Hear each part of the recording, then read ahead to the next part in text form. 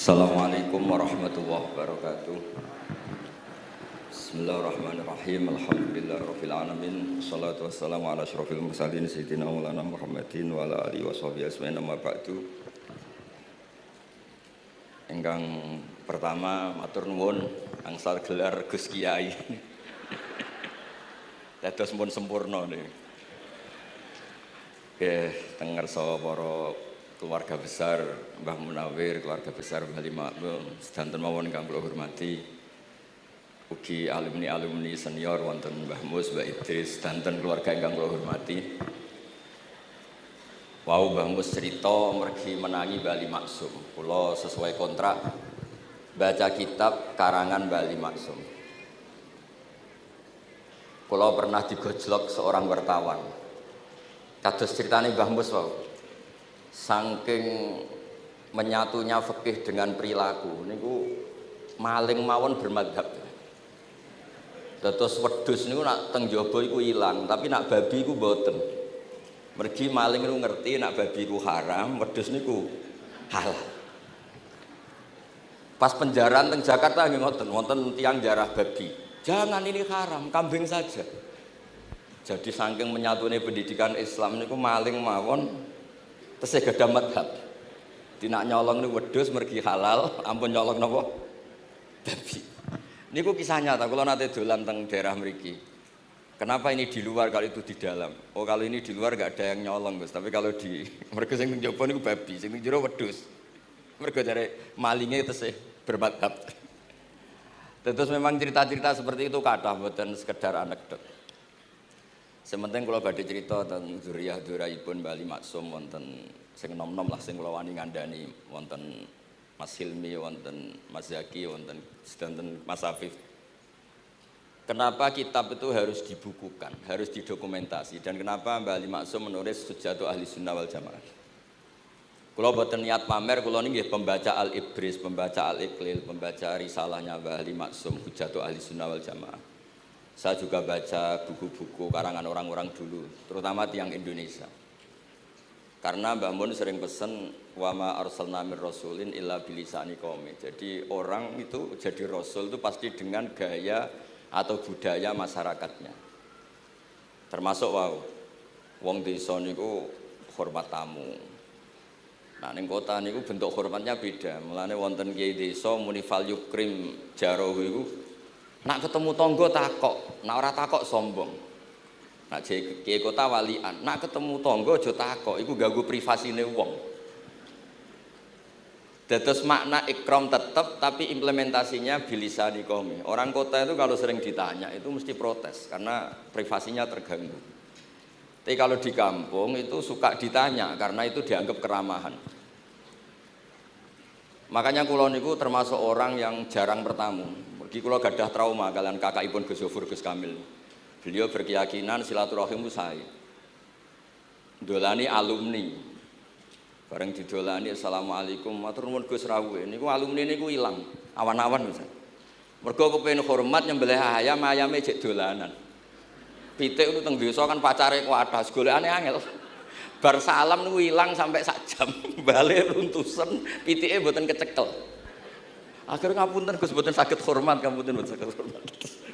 Itu bukti bahwa implementasi syariat Rasulullah itu juga harus dipikir. Ojo pepes seneng silaturahim, santri alumni melarat kerja teng pabrik jam 09.00 didolani. Akhirnya mikir, sitok kiaiku, sitok bosku. Nak hormat kiaiku diamuk bosku, nak hormat bosku gak hormat kiaiku. Hal-hal seperti ini kemudian melahirkan satu kearifan setiap kiai di era masing-masing. Terus kula mboten berargumentasi membela diri niku mboten, tapi memang bapak kula kesaksiane Mbah Mus, beliau teman bapak kula niku seneng silaturahim. Terian bapak ki sering dawuh teng kula. Sok kowe ya ora kaya aku. Mbah Mun ki sering dawuh teng kula, kowe ya aja kaya aku, wong beda zaman. Karena tadi dolan ning santri sing mboten enten, assalamualaikum terus ilang ngejar pitik awan-awan. Pitike nggih macam-macam kegiatane pitik. Intine mboten kecekel. Kemudian niki teng kanca-kanca teng adik-adik sing hafid sing hamalatil Quran. Kula pesen belajar niku belajar sisi belajar itu harus cari sisi ekstrimnya. Kalau bolak-balik matur di berbagai kesempatan. Wow, kekhawatiran Mbah Mus kalau ada orang hanya kembali ke Quran itu memang bahaya sekali. Bayangkan kalau ada orang misalnya hanya mengharamkan al-jam'u bainal ukhtain, karena itu yang disebut Quran wa antasma'u bainal ukhtain. Jadi yang haram itu menikahi kakak dan adiknya, adik dan kakaknya sekaligus. Di situ tidak ada penjelasan perempuan dan budenya, perempuan dan mbahnya. Kemudian zaman Nabi Sugeng hanya ditambahi wala binal mar'ati wa ammatiha, wala binal mar'ati wa kholatiha. Dan tidak boleh menikahi perempuan pesbuliknya atau budenya. Nabi sempat melarang.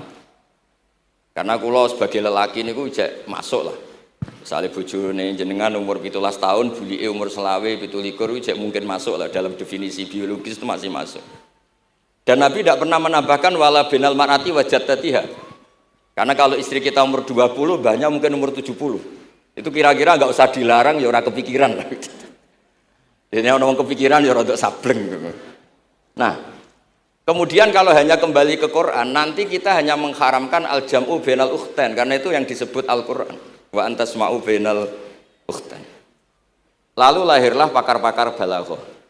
Itu disebut min itlaqil ba'di wa iradatil kul, yang disebut ukhtain tapi maknanya bainal mar'ataini sing bainahuma ada mahram atau ada mahramiyah. Antasma'u al mar'ataini sing bainahuma mahramiyatun. Jadi barokahnya ngaji sama ulama itu kita tahu duduk perkaranya.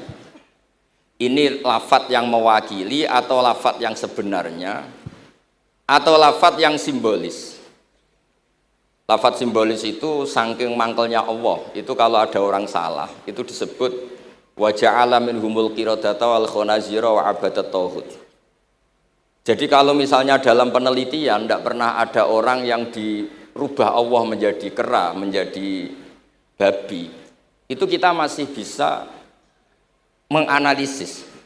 Itu saking ibaratun an ghadabillah. Atau diistilahkan balaghah, ini tasbih yang balik sehingga ada tuh tasbih dibuang. Jadi kalau orang Arab seneng seseorang masih bilang Zaidun kal bakhri. Tapi kalau seneng banget bilang Zaidun bakhrun. Kalau gantengnya belum ganteng banget masih dibilang Zaidun kal badri. Tapi kalau sudah ganteng banget kayak Rasulullah SAW disebut anta samsun anta badrun. Kaf taswihnya dibuang dan itu ablaq lebih balik. Jadi PR kita sebagai ahli Quran ini adik-adik itu tidak selesai. Utamanya ya implementasi keseharian kita sebagai panutan lah, kalau boleh GR sebagai panutan. Kulo niku teng Narukan nggih tiyang jangkar kulo nggih kathah, karena ya saya ada pernah Pak D, Pak Ali. Kulo nggih tiap hari nggih teng Tegal nggih, malam pun terencanakan ambek uzlah dadi kulo niki pun matur Gus Afif. Niki kontrak kulo pun bar kitabe Bali ben diwaca putu-putune, kok enak ngongkon wong liya terus. Terus ngengken tiyang ngeten iki ya rodok masalah saja. Jadi kitabe bae diwaca putune. Dulu itu biasa. Taqiyuddin As-Subki ngarang kitab disarai putrane. Dulu itu biasa. Imam Haromen ngarang kitab. Ya semuanya bapak ngarang disarai anaknya, anak ngarang disarai cucunya, itu biasa dulu. Kalau sekarang enggak, mbahnya ngarang kula kan maca. Putune karek ngrungokno, nak cocok dilem, nak ora dikritik. Terus saya minta ya, tradisi kula niku mboten sombong. Di hallnya bapak itu saya tiap hallnya bapak mesti baca kitab. Mboten nate ngundang sinten-sinten.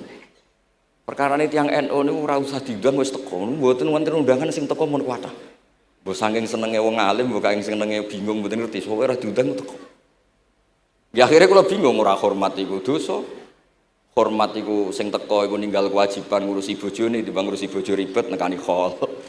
Timbang mulang madrasah buncahe beling-beling bisa ora sithik nekani hall. Terus kadang-kadang tiyang lunga niku nggih pelarian, mboten mesti hormat. Niku penelitian niku sampean cek. Terus niki kula cerita pentingnya belajar Quran. Kemudian tradisi kita termasuk tradisi Bali Mbah Munawir. Kula tahu banyak lah tentang cerita Mbah Munawir karena nggih bapak saya itu hafal Quran, mbah saya hafal Quran dan di antara sanadnya pasti lewat Mbah Munawir. Quran di Indonesia itu kalau nggak lewat Mbah Munawir di antaranya lewat Kiai Said Sampang. Sekarang sudah generasi ketiga kalau nggak keempat yang sekarang kalau nggak salah Kiai Rafiq bin Mansur bin Kiai Said. Dan di keluarga kula nggih, keluarga Lasem sama keluarga Damaran di Kudus. Dulu itu di antara keagungan Quran itu keahliannya ulama memberi penjelasan. Sebab itu disebut wal kitabil mubin, punya kemampuan mencerahkan. Kalau memberi analogi, kalau kita belajar Ihya, itu hal yang tidak masuk akal itu menjadi masuk akal. Misalnya begini, orang itu kalau dirasani itu harusnya seneng karena itu aib kamu dibuka dan kamu menjadi tahu. Lau akhbaroka mukhbirun bi anna fi jubbatika akroban aw hayatan akun tataskuruhu. Kalau ada orang memberitahu saya bahwa di baju kamu ada kalajengking atau ada ular berbisa, kira-kira saya matur nuwun apa enggak? Harusnya matur nuwun karena itu bahaya sekali kalau ada di tubuh saya. Harusnya ketika orang itu dikritik dengan kesalahan yang nyata, bukan fitnah, kesalahan yang nyata. Kesalahan Anda itu lebih mudirrah fi dunyaka wa akhiratik. Kesalahan Anda itu bahaya sekali di dunia dan akhirat. Sekarang kamu menjadi tahu karena dikasih tahu. Harusnya matur nuwun sama yang ngasih tahu. Kama anna huzati lau akhbaroka mukhbirun fi anna fi jubbatika hayatan akroban akun tataskuru. Pasti kita terima kasih. Tapi kita sebagai hafid Quran kalau disuruh belajar fikih, wong aku mondok kon ngapal kok belajar fikih. Kadang-kadang malah saking kaconya itu, aku wong Quran, iku wong kitab. Memangnya kitab jubuk konti nak boten nggih Quran. Jadi masalah-masalah yang saya sering dikelui beberapa kiai termasuk Gus Kafabil Lirboyo pernah cerita, saking nggak pernah ngajinya, ada orang takut mutah karena hamil pas sholat ngunyah permen. Nggak tahu kalau itu membatalkan apa? Sholat. Jadi banyak cerita-cerita nyun sewu tanpa ingin tangkis merendahkan hafidh-hafidhah kita, hamalatul Quran, hamilat ini ada masalah fiqhiyah keseharian. Kalau dulu itu udah ada. Kunna nata'allamul Quran, kunna utinal iman qoblal Quran. Kita ini dikasih iman dulu baru dikasih Quran, sehingga iman kita mantep. Baru belajar Quran, fana ta'allamuha asro'aya asro'aya. Dulu kalau mengistilahkan Quran memang pakai dhamir muannas karena artinya ayat. Terus dan kita tidak beralih hatta nata'allama halalaha wa haromaha. Dan kita tidak beralih sebelum tahu halalnya mana, haramnya mana. Ini penting karena ada hal-hal yang sifatnya itu fatal kalau tidak ngerti. Misalnya tafsir, itu ada ayat wa min thamaratin nakhili wal a'nabi tattakhiduna minhu sakaron. Ketika khomer belum diharamkan, itu masih Allah imtinan. Imtinan itu menyebut nikmat. Di antara nikmat itu disebut tattakhiduna minhu sakaron. Kamu itu kalau punya buah anggur bisa agak-agak ngefly dan itu bisa melupakan problem Anda. Kemudian ketika perang, itu orang Islam itu sadar, yang orang kafir itu agak sakau, agak sakaron. Kalah dia pede, yang orang Islam gak pede karena sadar. Akhirnya masih ada jawaban kul fihi ma itsmun kabir wa manafi'u linnas, termasuk terus kendel. Akhirnya ya sama-sama agak ngefly, sebagian ya tidak semuanya. Sehingga haramnya khomer itu sampai 3 kali periode.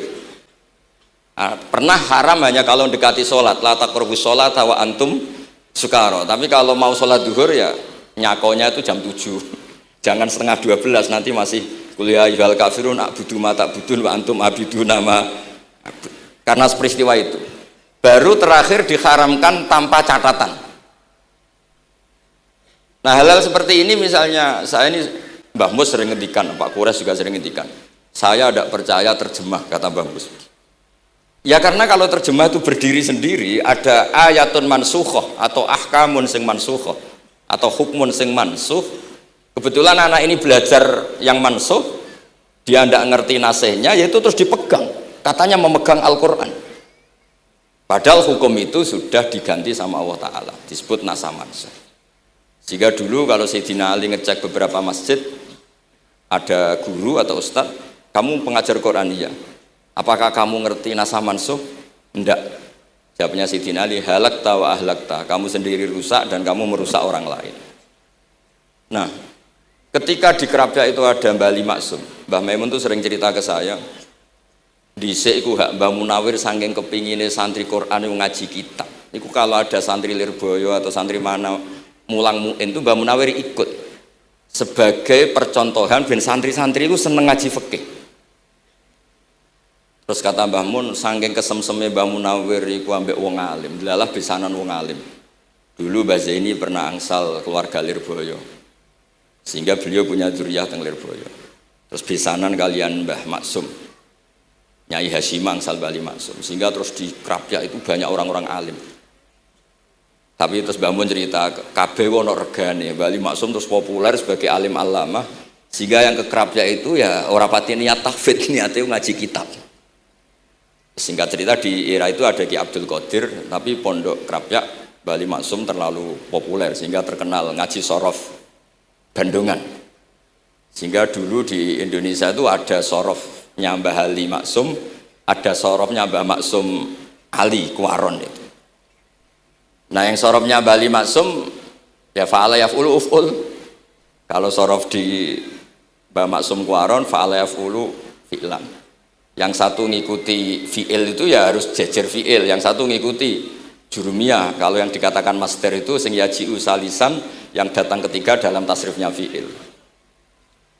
Sebab itu terus tradisi sorof tadi yang dalam apa itu latihan munakosah tadi diteskan anak-anak. Itu memang penting karena kalau kita nanti belajar sab'ah, sorof itu segala-galanya. Misalnya qiraatun Nafi' itu bacanya fala yuhzinka qauluhum. Karena beliau berkesimpulan kalau khazana yahzunu husnan itu susah, bukan menyusahkan. Yang makna menyusahkan itu af'ala yuf'ilu ifalan, sehingga qiraat apa ya antara fala yuhzinka qauluhum sama fala yuhzinka qauluhum. Tapi Imam Asim cara berpikir secara riwayat tentu qiraat itu sunnatun muttaba'ah. Banyak lafadz yang sudah seperti itu sudah mutaaddi, kayak kota layak tulu kotlan itu kota lahu, bukan akta lahu. Sehingga beliau menganggap khazanah yahzunu sudah mutaaddi binafsih, jadi nggak perlu dibaca fala yahzunka qauluhum, cukup dibaca fala yahzunka qauluhum. Dan saya berkali-kali matur teman-teman yang mengkaji Quran, kafa'ah yakfu'u kuf'an itu bacaannya Imam Nafi', karena memang yang maknanya mukafa'ah itu mahmuslam. Tapi orang Quraisy itu nggak suka hamzah, sehingga ditakhfif menjadi kafa'ah yakfa'u kufuan, meskipun mereka tahu kalau itu mahmuslam. Nah Imam Asim di beberapa bentuk fi'il itu masih memahmuskan, misalnya Allahu yastahzi'u bihim, di isim fa'il juga mustahzi'un. Tapi kalau masdar beliau bacanya huzuan, kufuan. Padahal di fi'ilnya bukan nabiun, tapi nabi ibadi anni anal ghafurur rahim. Tapi di nabiun jadi nabiun, harusnya kan nabiun. Fa innan nabiyya man naba'anillah. Dikatakan nabi itu orang yang menceritakan ketentuan Allah. Harusnya nabiun. Sehingga qiraatun Nafi' ya tetap wan nabiin, ya ayyuhan nabiu. Nah, berkahnya Mbah Munawir orang terus menjadi tahu qiraat sab'ah. Dan berkahnya Mbah Ali kemudian orang tahu duduk perkaranya kalau nabiun dari nabiun bimakna man akhbaro anillah. Dan terus berkahnya wow, kalau saya boleh GR berkah Gus Gofur kula berkah ngeten-ngeten iki duka Kiai Peres napa Kiai media iki mboten roh. Berkah ini terus kula ngomong terus. Saya tidak khawatir salah, bukan karena saya maksum ndak. Wong Islam pun pinter. Nak bener minallah, nak salah kok Gus Bah. Jadi kula niku madlum. Jadi penak wong Islam niku penak. Kula nu sering tahajud nak ndonga ya Allah, kula niku pede mawon nerangno Quran. Mergo tiyang Islam pun sae. Nak bener jare jenengan, nak salah kula. Lah nak kula sing salah nggih sederhana mawon. Kula abdun, kula kawula, kula nak ndonga nggih Rabbana dzalamna anfusana. Sebelum disalahkan orang juga saya sudah merasa salah. Wa akharuna atarafu bidzunubihim khalatu amalan sholihah wa akharuna wa sayya. Mulane kula suwun kangkang mbak-mbak sing khatam Quran pede mawon. Bahwa yang Anda lakukan menghafal Quran itu sudah benar. Meskipun Anda tidak sempurna, misalnya Anda tidak faham, Anda tidak bisa melakukan.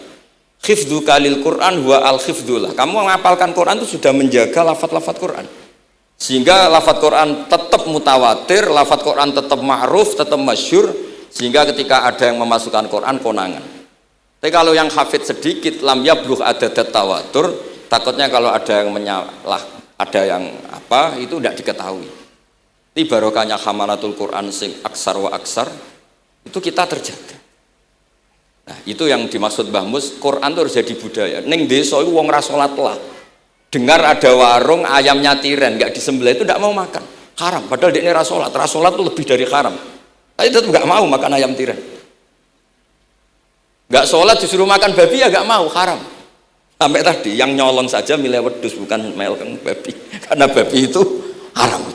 Dan saya pernah digojlok sama wartawan, Pak Bahak, wah fikih Indonesia itu hebat, sampai maling saja masih pakai fikih itu. Jadi kalau nyolong itu milih yang halal bukan yang haram. Bon niku bentuk hormat kula teng keluarga Mbah Ali, bentuk hormat kula teng Mbah Mus teng sedanten keluarga niki kula badhe maos kitabipun Mbah Ali. Kula pancen pengagum kitab-kitab yang dikarang orang Indonesia. Mereka kita anggap niku lebih aplikatif lah, karena dikarang orang yang trauma dengan Indonesia. Kemudian setelah trauma ingin membenahi Indonesia. Misalnya jenengan ngertos sesajen, mbok haramno iku tradisi, mbok barno iku sawangane kok dekati sirik ning pinggir wit gede. Akhirnya dimodifikasi wis mangan-mangan, kumpul-kumpul tapi tahlilan. Lah masuk tahlilan la ilaha illallah barani kalimatu syirkin. La ilaha illallah itu kalimatu syirkin kalau dilafatkan di bawah pohon. Terus piye logikane ku piye? Kalau bolak-balik matur. Hadil kalimah sara bihal kafiru mu'minan. Fa kaifa saral mu'minu kafiran juga bihadil kalimah, itu logikanya enggak ketemu. Orang yang kafir puluhan tahun saja sekali melafatkan la ilaha illallah Muhammadur Rasulullah qul lil ladzina kafaru iyantahu yufar lahum ma qad salam. Selesai, sara mu'minan. Bihadil kalimah. Kemudian kalimah yang sama ketika kita baca dianggap kita ini kafir juga bihadil kalimah. Akhirnya dengan modifikasi khas Indonesia, kearifan Indonesia, tetap sesajen tapi tahlilan. Tetap melakukan hal-hal Jawa tapi dimodifikasi menjadi Islami. Kalau kita misalnya orang modern nggak ingin mengganggu orang lain yang kita tamui, gampang dalilnya. Ada ayat la tadkhulu buyutan ghaira buyutikum. Kamu jangan sowan ke orang lain atau dolan ke orang lain. Hatta tastanisu. Ukurannya bukan salam dulu, bukan hatta tusalimu, hatta tastanisu. Jika kamu merasa nyaman, kamu bisa ngukur tingkat akrab kamu. Kamu bisa ngukur jamnya orang itu. Kamu bisa ngukur kebutuhan orang itu. Butuh saya ndak? Kenapa mertamu pengen kei duit bebas jam? Atau kamu orang cantik yang kamu tamoni sing seneng kue bebas jam? Tapi aku apa nagih hutang, mertamu orang yang kamu tagih itu mesti kamu dianggap problem. Atau mertamu orang yang nggak akrab di jam istirahat, tentu kita dianggap problem. Makanya ukurannya Quran tuh hatta tastanisu, kamu merasa nyaman, istinas itu nyaman, enjoy. Kayak saya dolan di Gosofur kan akrab mulai kecil teman saya, mungkin bisa ngabaikan jam. Tapi kalau saya dolan di kiai yang nggak kenal saya, mungkin kedatangan saya dianggap problem karena di jam tertentu. Saya harus mikir, kayak apa hebatnya Quran ketika bikin aturan la tadkhulu buyutan ghaira buyutikum hatta tastanisu. Setelah nyaman nggak apa-apa waktu salimu, jangan salam dulu. Istinasnya nggak kena, salamnya geger. Akhirnya banyak kiai keselak. Assalamualaikum pas makan, nggak dijawab. Assalamualaikum. Nah hal-hal seperti itu harus santri-santri ini kalau niat ngandani lari-lari, bukan niat ngandani kiai-kiai, harus waqafil qalb, harus warrasikhuna fil ilm. Tahu betul kualitas hatta tastanisu. Kamu itu merasa nyaman istinas. Kemudian rasa nyaman ukurannya apa ya? La dororo wala diror. Kamu tidak ganggu diri kamu sendiri, juga gak mengganggu orang lain. Sehingga setelah itu semua baru watu salimu ala ahliyah. Nah, andai kan kita ya tadi Dawe Mbah Mus, kita semua sudah seperti itu. Kalau bertamu di orang ya kita ngukur tingkat akrab kita, tingkat dibutuhnya kita. Sehingga di tradisi NU itu ya dolan kiai pendak diundang karena itu pasti diinginkan. Wong kula nate diceritani pernah misanani Mbah Mun. Kula nate Gus ditiliki Mbah Mun mboten seneng. Kena apa? Beliau pas khutbah Mbah Mun rawuh delalah Mbah Mun jarak salat ning saf awal. Bar niku tiyange meruntus meriang. Karena khotib tuh harus naik ke mimbar kudu ngandani takwa usikum wa nafsi takwa. Teng isore niku Mbah Mun. Walhasil terus loro terus wan yai. Mbah, nak dolan nggih dikira-kira, ampun pas Jumatan. Semenjak niku Mbah Mun Mbah Sahal niku nak Jumatan teng mburi. Mbah Sahal niku kalau Jumatan itu sudah komat gelar, beliau keluar dari mobil serenane niku. Miyos terus salat terus kundur. Kalau dulu ya janggal iki wong alim alama nak salat kok mburi. Ternyata itu enggak ingin jadi problem bagi khotib. Jenengan iso bayangno khutbah teng ngarepe Mbah Mus, terus kula munggah ngeten nyekel tongkat, usikum wa nafsi fi taqwa. Terus apa ya? Akhirnya terus kula niku kan jare wong akeh, mbotenan Bu. Jare wong akeh rada iso ngaji. Kula nek Jumatan niku guri gara-gara diceritani niku. Ternyata khotibe ge cerita kula, matur nuwun Gus, pokoke nek pas Jumatan aja ketok. Dianggap musibah, kedatangan kula itu dianggap musibah. Nah, hal seperti itu ya ukurannya gampang, kata napa? Tastanis. Pun niki kula maos terakhir niki, padha niki Gus Ilmi, Gus niku sing Gus Hafiz pokoke sing waris-waris niki. Niki cerita kemarahanipun Bali Maksum ngadepi firqah-firqah kelompok-kelompok sing mboten jelas nih. Oleh ngendikan niku kula masih ingat karena saya khatam kitab ini itu 2 kali. Nggih khatam tenan maksudnya kula sinaoni terus padanan dalil yang beliau sebut tak cari sampai ketemu bener-bener kula cari ya saya ulang lagi dalil padannya kula cari terus emosi-emosi beliau juga tak tulis karena beliau di antara yang diceritakan itu sampai ngendikan wahal bi jununun kata beliau apa saya ini sudah gila ketika saya fatwa misalnya orang nggak boleh ziarah Rasulullah Shallallahu Alaihi Wasallam itu artinya menghalangi orang ketemu nabinya. Makanya bener Mbah Mus tadi ada orang tuh debat wiridan itu sunat atau ora dalile piye terus ada orang yang provokasi gini kamu dikatakan bid'ah setelah sholat gak wiridan kowe iku ben ora nyebut Allah terus kepikiran matur kula wis Agus bar sholat itu pokoknya aku wiridan cek bid'ah cek ora wong kok ora oleh eling Allah wis gak usah dalil-dalilan. Jadi pertama diprovokasi wiridan model ngono iku ora ono sanate ora ono hadise. Singkat cerita orang ini meninggalkan wiridan terus ketemu orang NU yang kebetulan rapati iso ngaji tapi pinter logika. Kowe ora tau wiridan saiki nek bar salat ora tau enggak ada hadisnya gini-gini. Kowe iku dibodoni ben kowe iku ora tau nyebut Allah ora eling Allah. Muring-muring tiang nu. Akhire anggar bar salat wiridan. Mboten dalil-dalilan cara Mbah Mus mboten dalil-dalilan. Lah niki nak cara Mbah Maksum istilahno betapa kaconya orang sing yahulu bainahu wa baina nabi memisahkan orang itu dengan nabinya Muhammad sallallahu alaihi wasallam. Kata Mbah Ali walazima kadzalik ayyakuna ulamaul Islam min awali hadil umma ilal yaumi fi khata'in azim haitsu annahum ya'taqiduna fi kutubihim ad-diniyah al-abwab wal fusul yadhkuruna fiha ziyaratahu sallallahu alaihi wasallam. Kata beliau wa inni bima ahmidu min laqabi kiai amuru wa usaddidu fil amri kullu mu'minin ayasudda rahlahu tariklahu ila ziyarati. Jadi beliau sendiri di sini juga dan saya atas nama sudah diberi gelar kiai memberi fatwa begini. Jadi di kitab Sajaratul Ma'arif itu ada babu dzikri rajul manaqiba nafsi. Orang itu kadang harus sombong menyebut kelebihannya sendiri. Kayak Nabi Yusuf ngendikan inni hafizun alim. Nabi Sulaiman juga ngendikan wa utina min kulli syai'. Itu bukan sombong tapi cara beliau untuk memaklumatkan. Saya belum pernah merasa ahli tafsir. Tapi kan kita khawatir kalau ada tafsir yang cara Mbah Mus tadi kiai produk sendiri. Akhirnya kalau mau tafsir, saya pernah ngaji Mbah Maimun, ngaji Bapak. Saya baca kitab Al-Ibris, baca Al-Iqlil, baca terjemah Kemenak, baca terjemahnya Pak Kures, baca terjemahnya Imam Sa'rawi, baca banyak lah yang saya baca. Termasuk membaca kitab-kitab dulu mulai tafsir Tobari, tafsir apa saja yang saya bisa tak baca. Bukan karena saya merasa tahu enggak, tapi kayak apa umat ini kalau dapat ilmu dari orang yang tidak kredibel. Kalau misalnya itu sombong, nah sekarang dokter gigi juga nulis, dokter gigi, dokter jantung. Itu kalau nggak nulis ya nggak tahu kan barokahnya. Makanya kalau suwon santri-santri misalnya jenengan ahli takrib itu semua untuk rumah. Ahli takrib medium, spesial bab ibadah. Nanti yang nggak pati pinter ya spesial mandi junub, nggak apa-apa. Yang penting orang tahu kamu keahliannya di mana.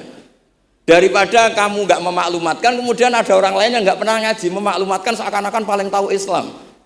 Terus menjadi mahatus soal, menjadi marhalur rijal. Kayak apa? Islam mau dikemanakan? Semua ulama dulu biasa ngendikan ma adkhaltu fi kitabi hadza illa shahih kata Imam Bukhari. Yang saya masukkan di sini semuanya hadis sahih.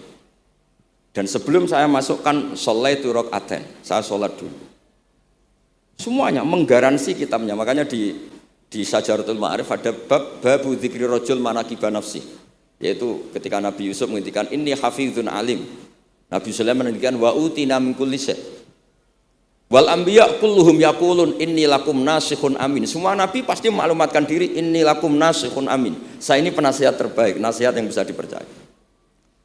Kemudian ketika ada zamanul khiddi, zaman hasud, zaman orang enggak fair, seakan-akan seperti itu tuh keangkuhan. Coba Mbah Bisri menamakan kitabnya itu Al-Ibris. Al-Ibris itu apa? Emas yang murni. Makna saya cari di berbagai kamus maknanya Al-Ibris itu emas yang murni. Kayak apa? Semua kitab juga dinamai dengan nama-nama keren. Al-Iqlil, Al-Ibris, Fathul Bari. Jadi enggak apa-apa. Kayak ini juga dinamai Hujjatu Ahli Sunnah wal Jamaah, argumentasi mazhab Ahli Sunnah wal Jamaah. Kalau teruskan sampai beliau ngendikan wahal bi jununun hatta usdiro amri lil mu'minin alla yazuru rasulahum wa waliya ni'matim alladzi lahu fi unuqi kulli mu'minin minnah. Masa saya ini menjadi gila karena menfatwakan orang Islam tuh enggak perlu ziarah ke Rasulullah sallallahu alaihi wasallam. Terus kata beliau la yadri madza yaf'al annahu yaqulu baina ibadillah wa baina rahmatillah fa innahu sallallahu alaihi wasallam rahmatullah lil alamin fal ya'rif dzalik ulaikal maniun liya'lamu fi ayyi mauqifin hum. Terus Mbah Ali itu juga yang katanya seneng guyon, kula mboten menangi Mbah Ali tapi nate pirsa nate ngertos pas beliau rawuh di mbah saya di Pernambah kula teng kene Al Wahdah teng Lasem. Kula kecil tuh menangi Mbah Ali, menangi Mbah Hamid. Karena Mbah Hamid itu masih sepupu mbah saya. Semua yang di sini juga masih keluarga saya, sama-sama Bani Abdul Aziz. Itu yang katanya Bali seneng guyon. Tadi di bab-bab seperti ini ngendikan wahal bijunun. Apa saya ini sudah gila? Melarang orang bertemu nabinya. Kemudian mereka berdalih takut menuhankan nabi itu tidak akan terjadi. Kata kitab Ithaf, hadil ummah maksumah. Umat ini akan dijaga Allah, tidak akan menuhankan Rasulullah SAW kayak kaum Nasrani menuhankan Isa. Kata kitab Ithaf, bibarokati sighotis sholawat, dengan barokahnya sighot sholawat.